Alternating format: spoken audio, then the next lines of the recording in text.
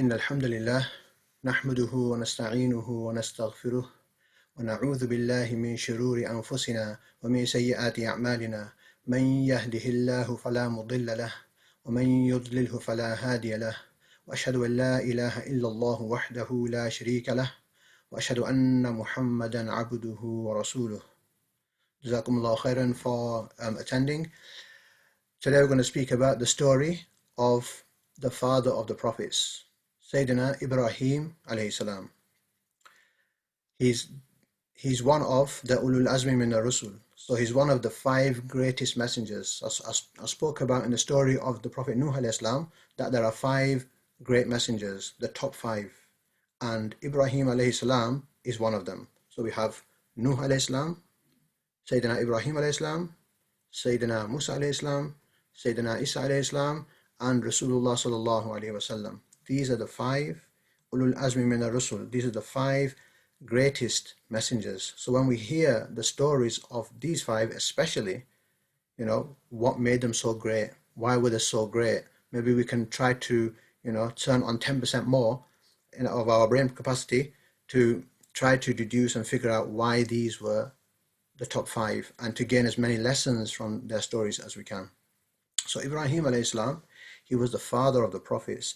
After Ibrahim alayhi salam, he had children. All the prophets came through his children, through his descendants, all the prophets, including Rasulullah sallallahu alaihi wasallam. And Ibrahim alayhi salam is mentioned in 25 chapters, 25 surahs of the Quran. He was born in Babylon. Babylon is modern-day Iraq.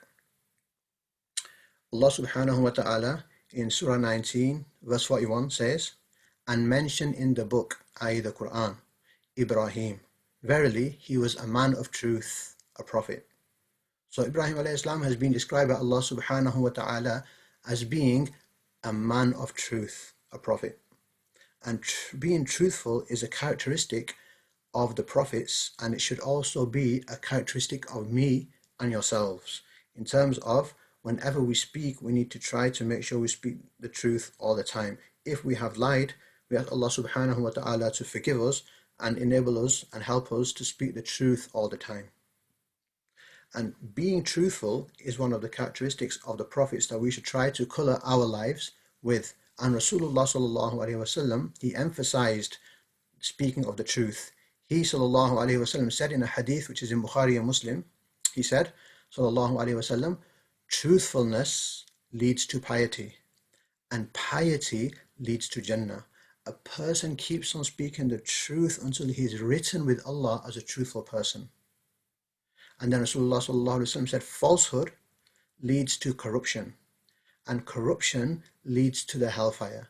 A person will keep on speaking lies until he is written with Allah as a liar.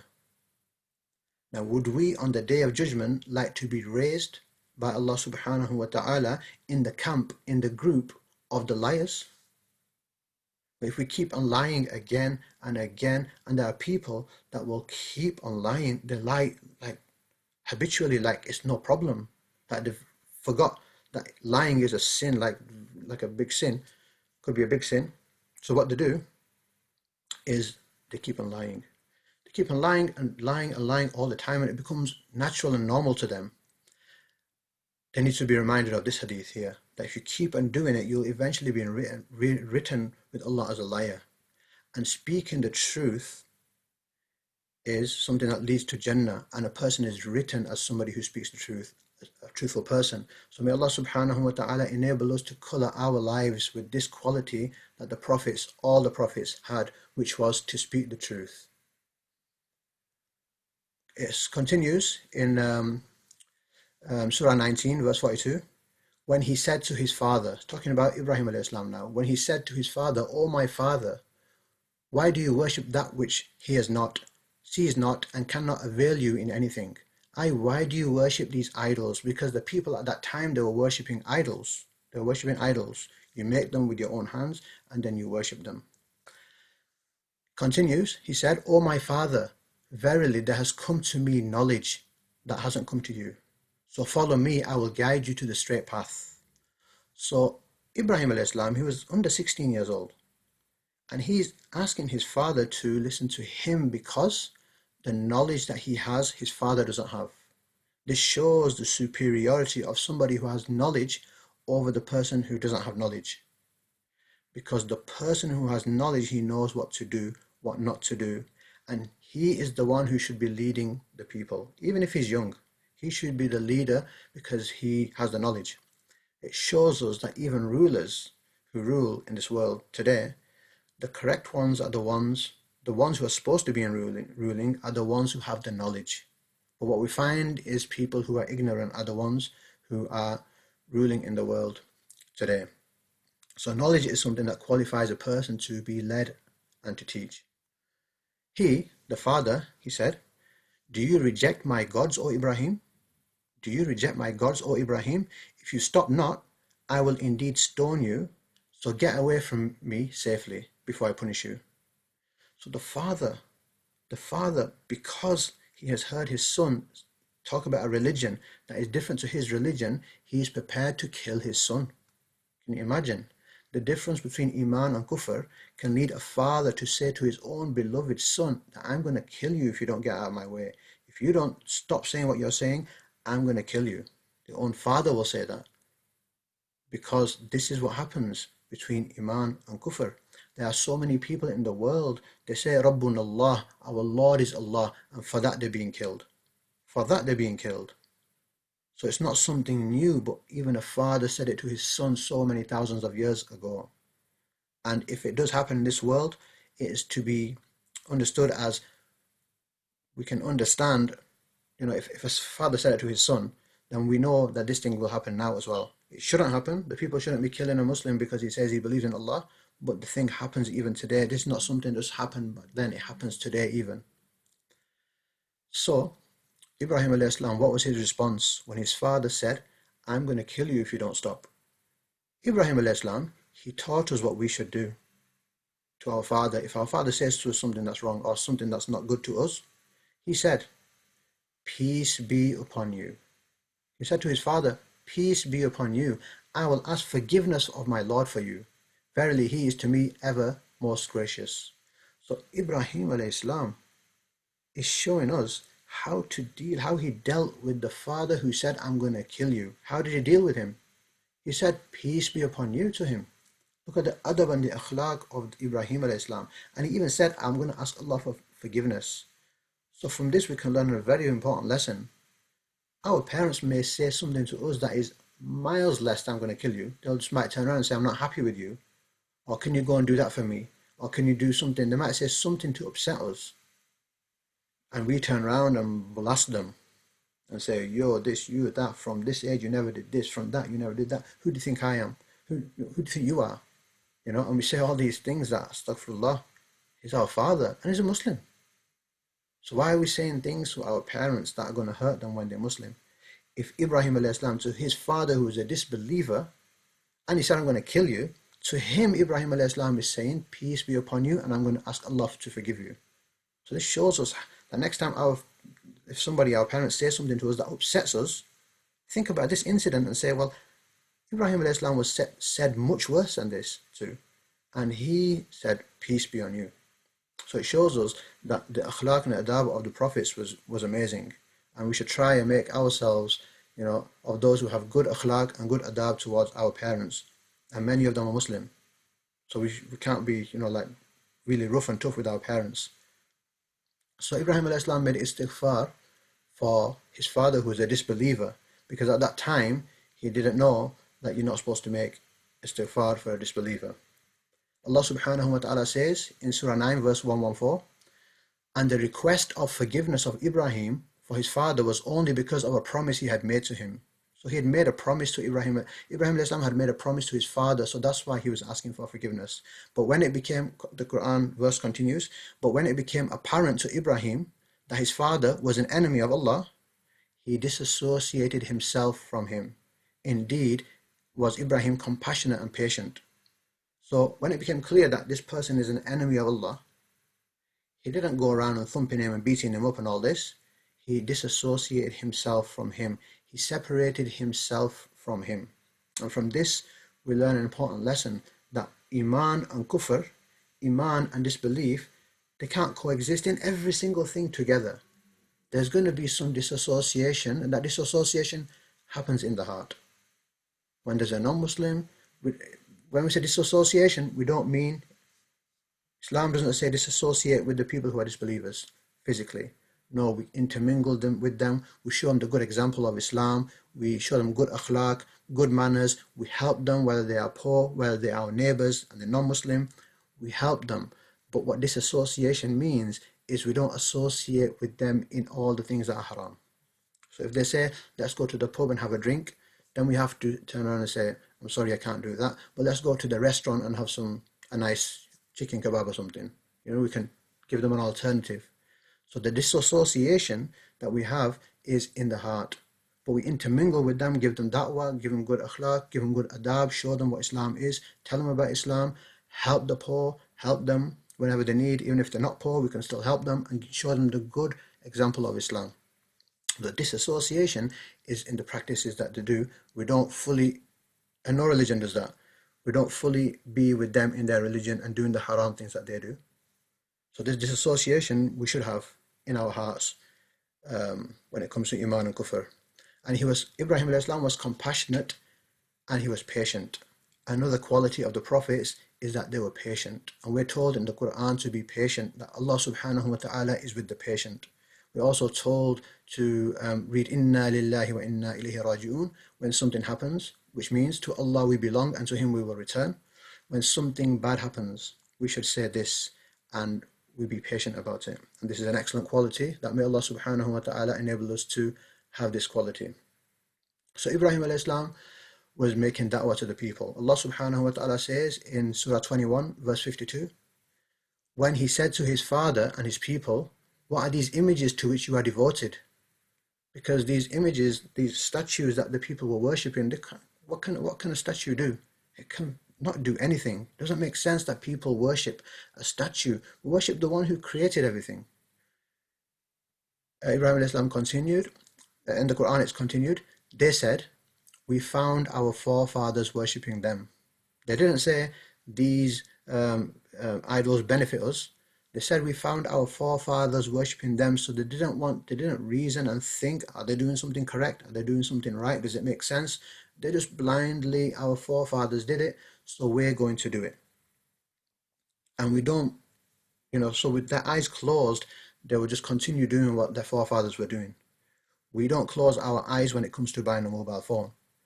We look at the reviews, we check this review, we check its battery life, we check its features, we make sure we're getting the right thing for us. We do our research. But when it comes to worshipping Allah subhanahu wa ta'ala, you see the people, they don't really think, they just continue. Not everybody researches and tries to find out that is this the truth, is it not the truth? Look, I've seen this problem. Did Isa alayhi salam or did Musa alayhi salam really come with this, and did they really see this? And they see many contradictions in their books. That's their sign that, look, what you're following is wrong. Look elsewhere. But the people just close their eyes and say, as long as I'm making money, as long as I'm paying my bills, as long as I'm paying my mortgage, it's fine, no problem. We'll worry about that when the time comes. One of the people actually said that to me, that we'll worry about it when the time comes. Okay, so may Allah subhanahu wa ta'ala give us the understanding. Okay, he said, indeed, you and your fathers have been in manifest error. So he's telling them that you've been wrong. They said, have you brought us the truth? Or are you one of those who play about? It continues, he said, nay, your Lord is the Lord of the heavens and the earth, who created them, and to that I am one of the witnesses. So he's debating, he's dialoguing with them in an excellent akhlaq, in an excellent way. When we speak to people and give them da'wah about Islam, it should be in a nice way. Not in a, you this, you that, you this, and we don't swear at their gods because they will swear at our God. So Ibrahim alayhi salam is using excellent akhlaq and making them think. Ibrahim alayhi salam said, he said about Allah subhanahu wa ta'ala, he said about Allah subhanahu wa ta'ala, who has created me, and it is He who guides me, and it is He who feeds me and gives me to drink. And when I am ill, it is He who cures me, and who will cause me to die, and then will bring me back to life again.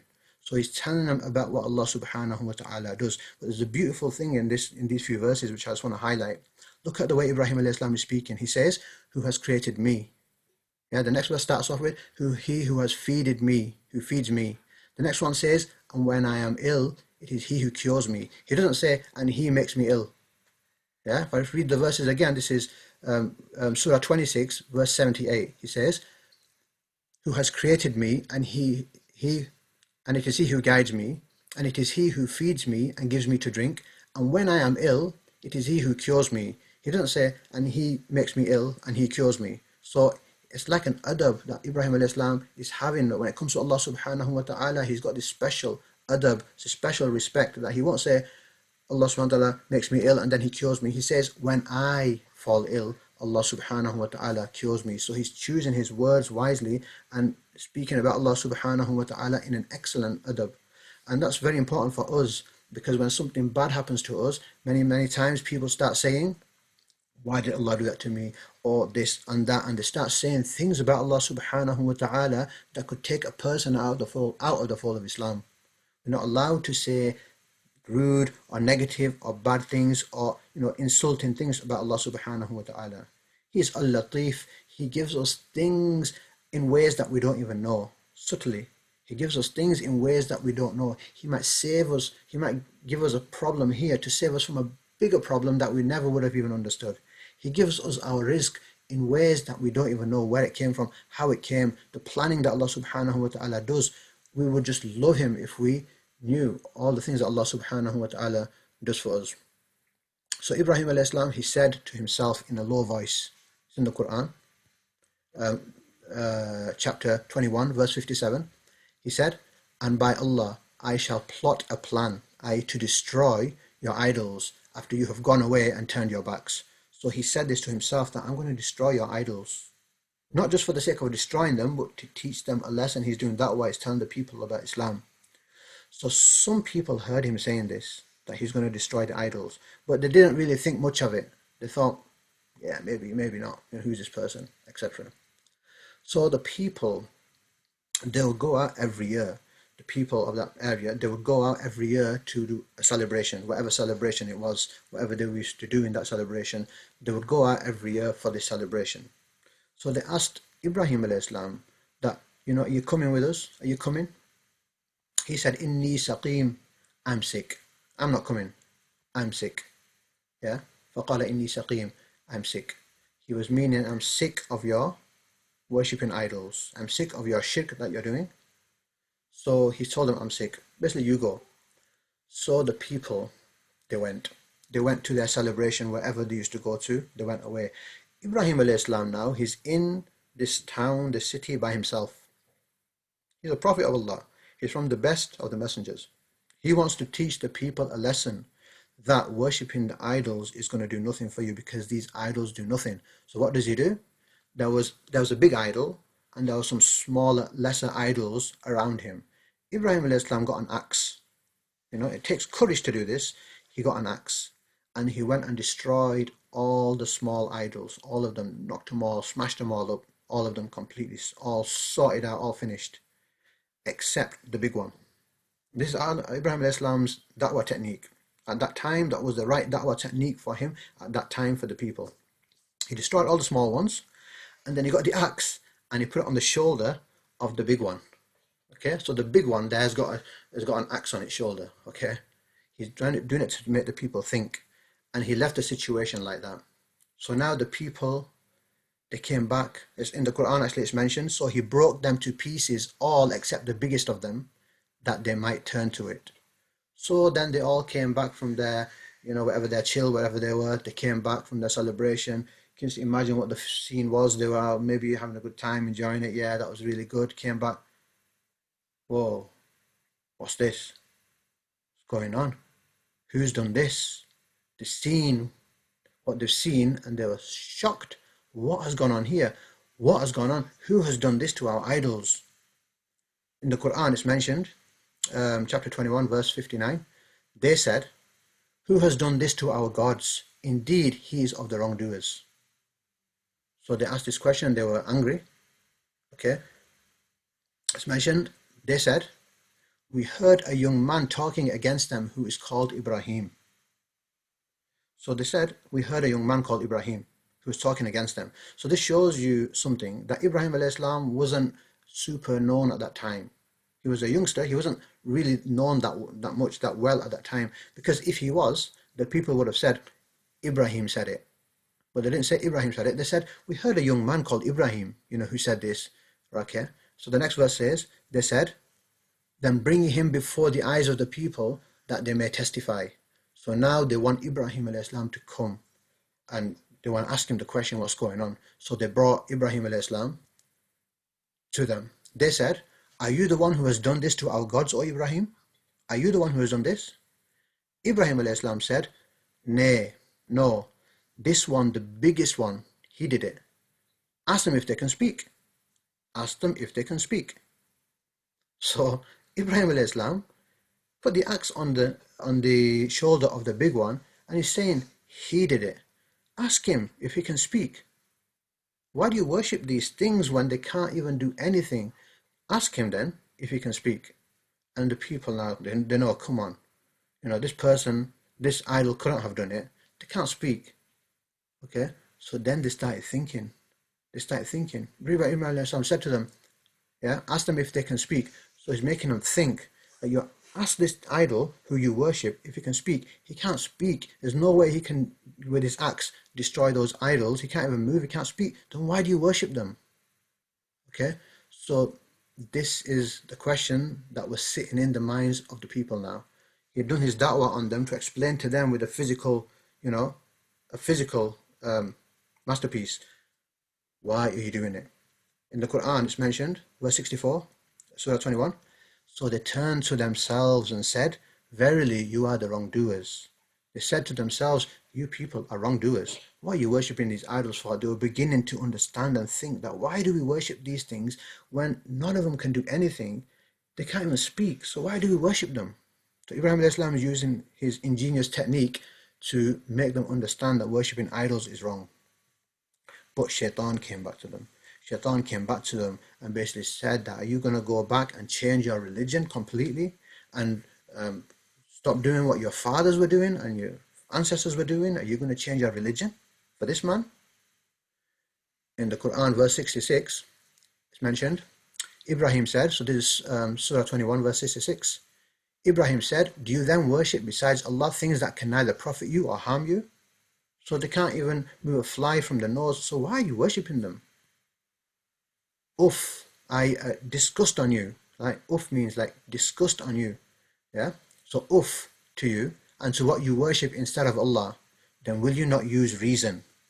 Will you not use reason? He said to the people, will you not use reason? And honestly, the religion of Allah, Islam, believing in the existence of the Creator, all it requires is sincerity in the heart and using reason. Use reason. How can something come from itself? If you were to go into the desert and you saw a mobile phone in the desert, would you think that the mobile phone, the sand came and the sun came and it rained and a bit of this and a bit of that and there was just a bit of a mixture, and then from the mixture this nice mobile phone came into existence that works, it needs recharging, it's got software and it all works and things work and you can ring and it looks nice as well? If you don't believe that a phone can come into existence by itself, then how can you believe that humans came into existence by themselves? How can you believe that one cell came into existence by itself? If that's the way, a creation happened, for example, the one cell, how does a one cell just come by itself? How does one cell, the people who don't believe in Allah, they say the one cell, it just came, two things joined together and then the cell appeared and from there things happened. That one cell isn't just a blob of jelly. That one cell is an intricate city in itself with libraries, transportation systems, power stations. It's a full megacity in there. If you can't believe that a library just pops out of the ground from nowhere with all its books all arranged, can that ever happen? It can never happen. Then how can you believe all this came by itself? It doesn't make sense. So Ibrahim alayhi salam saying, then will you not use reason? When you use reason and common sense, you will come to know that there is a creator. When you go into the desert and you see jeep's tracks, you see tracks left over by a jeep, you don't need to see the jeep to know that a jeep exists.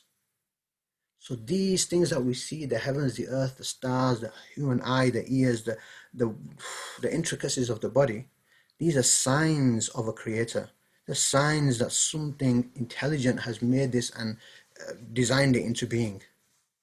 So do not use reason. So these people, they couldn't fight the dialogue. They couldn't fight this thing that Ibrahim Islam has done with their speech because they were speechless. So what did they resort to do? Allah subhanahu wa ta'ala mentions in the Quran, Surah 21, verse 68, they said, burn him and support your gods if you are to act. They said, burn him. They had no answer for him. They couldn't intellectually challenge him and prove him wrong about worshipping idols. They couldn't intellectually prove to him. So when people can no longer intellectually argue back and debate back, they will use force, or they will start saying names to them and calling them and cursing them, etc. So they said, burn him and support your gods if you are to act. So now they decided to burn Ibrahim alayhi salam. They decided to build a fire. They built a huge fire, so big that it said if a bird was to fly over the fire, the bird would fall down dead. So there's no small fire here. We're talking about a humongous fire. It took them days to prepare this fire. Now this fire was blazing so hot. It was blazing so hot, and they wanted to put the Rasul of Allah alayhi salam in this fire, Ibrahim alayhi salam. But it was too hot for them just to pick him up and take him into the fire, because the people who are going to be holding him, they'll melt, they'll burn. So a catapult was invented. A catapult was invented. One of the people invented a catapult. And that person is still being punished till today, because we've been told in Islam about that. So they put Ibrahim alayhi salam in the catapult, and they launched the catapult. And Ibrahim alayhi salam is going into the fire. And I'm going to mention the next part, inshallah, the following week. We're going to end it there, inshallah. I've done my 28 minutes, and inshallah, we will continue from here next week, inshallah, where Ibrahim alayhi salam is being thrown into the fire. I know most of you know already what happens, but inshallah, we're going to leave this till next week. May Allah subhanahu wa ta'ala enable us to benefit from the lessons that are in there. May Allah subhanahu wa ta'ala enable us to ponder over these verses ourselves and think about the lessons we can extract, and you can extract many lessons yourself, and you can understand things. May Allah subhanahu wa ta'ala give us the ability to do that, and we will inshallah continue the class next week from this point, inshallah. Jazakumullahu khairan. Subhanakallahumma wa bihamdika ashhadu an la ilaha illa anta astaghfiruka wa atubu ilayk.